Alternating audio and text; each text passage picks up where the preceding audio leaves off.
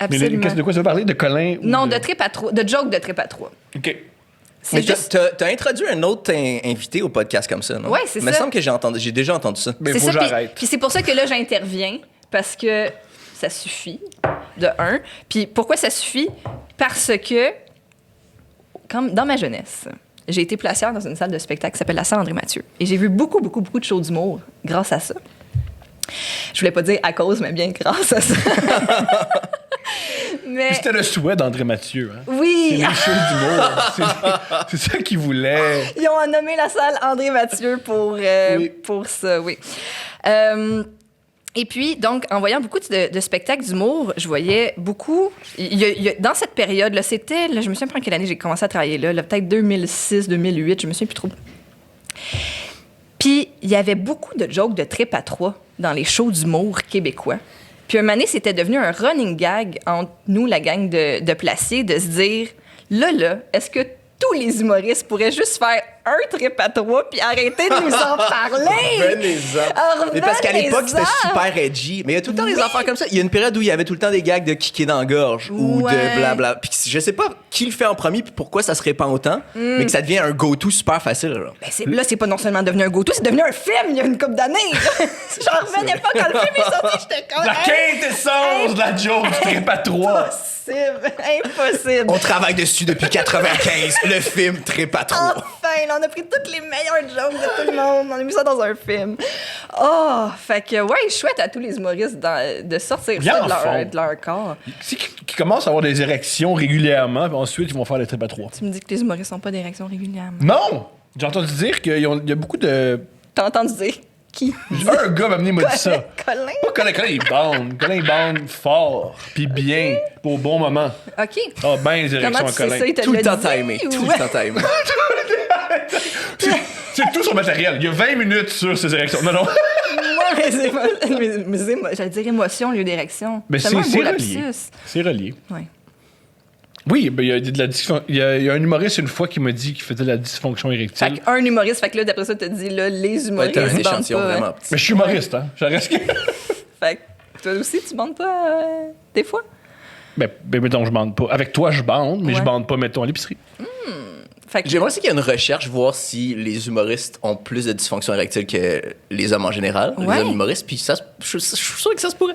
Différents trucs problématiques, je suis sûr que c'est plus haut dans, Chez les humoristes. dans cette population-là. Ben des affaires. Probablement ben des affaires. j'aime l'hypothèse.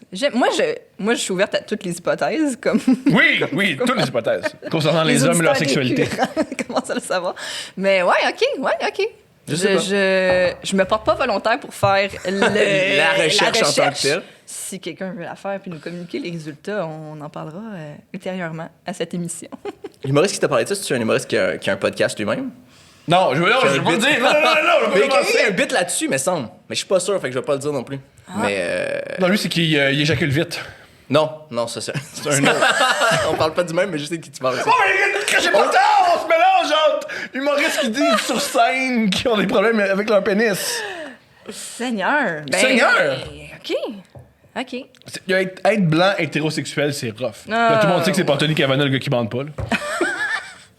Tout le monde sait que c'est pas Anthony Cavana. Quoique Anthony Cavana, qui a un numéro de lui qui bande pas avec des bruits, ça serait extraordinaire.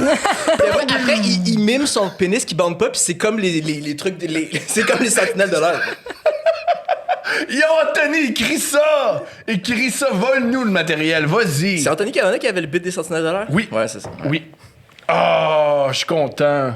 Excellent. T'as-tu été qu'un homme qui bandait pas? Ça m'est arrivé 2 fois. Explique-nous ça. Qu'est-ce que t'avais fait de pas correct? Ouais! C'est à cause de comment j'étais habillée. Il y en a un qui m'a dit que... Bon, rapidement, on est allé au resto, on a mangé, on a bien bu, beaucoup bu.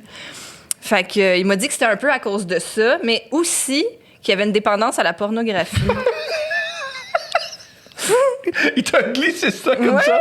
En plus de pas bander, il Ouais. te dit tes problèmes. Ouais! C'était-tu comme un truc de... Fait qu'on pourrait-tu mettre de la porn? C'est-tu ça qui essayait de... Comme... Non, parce qu'il me l'a dit le lendemain matin. Parce que là, finalement, vu qu'on était comme très sous, maintenant, on a juste fait, ben là, ça va être ça pour asseoir. Fait que le lendemain, il m'a jasé. Mais le lendemain matin, ça a marché. Bon, Puis félicitations. après, je pense, vu que ça a marché, il s'est senti à l'aise de me confier. Qui a une dépense à la pornographie. OK, mais à partir de combien... comment ça devient une dépendance à la pornographie? Ben là, je sais pas, là. Ben là, je sais pas. Moi, je l'ai interprété en me disant, ben peut-être qu'il y a une dépendance à certains petits scénarios, pour reprendre les mots de Joe Cormier, puis que moi, je ne fournissais pas ce scénario-là, manifestement. T'es pas une fille coincée dans une Ou sécheuse? le casting. Oui, c'est ça. Je n'étais pas pognée dans sécheuse. Ou le casting. Mais là, je me suis dit, en même temps, si on est allé souper au resto, c'est parce que je l'intéresse moindrement. Chris. Ouais, moi j'ai l'impression que ça voulait juste dire comme toutes mes activités sexuelles sont devant un ordi, fait que je suis plus capable. Fait que là, en live. vrai. En live, ça marche plus en live. C'est ça, je comprends. Peut-être que là, il devrait migrer de la pornographie comme en vidéo vers la pornographie live de cam girl, puis s'en retourner vers le monde Il y a réel. des thérapies qui font ça, hein. Tu fais des cam girls, après ça tu vas voir des peep shows, après ça tu couches avec du vrai monde. pas que les autres sont pas du vrai monde, mais les stratégie. C'est ça. Puis sinon, ça m'est aussi arrivé une autre fois, mais lui, il m'a pas dit qu'il était accro à la pornographie. Je pense Il m'a que dit il a juste dit t'es inadéquat. T'es inadéquat. Tu lui as dit inadéquat. Parce qu'il te fait pas bander. Ouais, fais pas bander. C'est pas... Qu'est-ce qui s'est produit? Ben, c'était aussi une soirée bien arrosée. Je tiens à mentionner que c'était aussi des hommes qui approchaient la quarantaine.